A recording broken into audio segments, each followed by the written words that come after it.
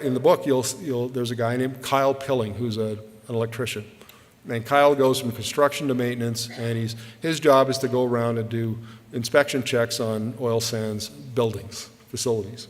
And he used to do it with paper reports, and it would take him, he'd do 2 a day, 3 if he was really lucky. Then they barcoded everything and gave him an iPad with a scanner on it, and now he does 2 or 3 an hour. And I said, well, do you see some of your colleagues getting laid off? Yes. That kind of experience is happening over and over and over and over in the oil patch. And it's going to affect you folks, whether you work in energy or you don't work in energy. Digital technology is coming for your job, and data is going to be attached to everything you do. You're going to have to learn new skills. Husky Energy has an innovation group. Everybody in the head office is being taught how to code their own artificial intelligence apps so they can automate their workflow. The fellow, James Hinchcliffe, the director of that group that I interviewed, he said that it's like the Excel spreadsheet in the early 90s. It'll be that revolutionary for labor productivity.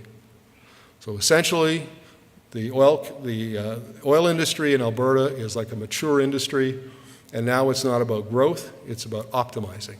It's about driving down costs and driving up efficiencies.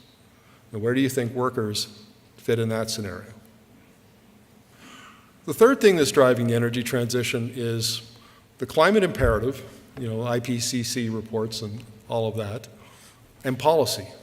And we don't know the effect that policy will have. I mean, we know some of the effect it's had already, but what happens if China bans internal combustion engine cars in all of their big cities? What happens if European countries do?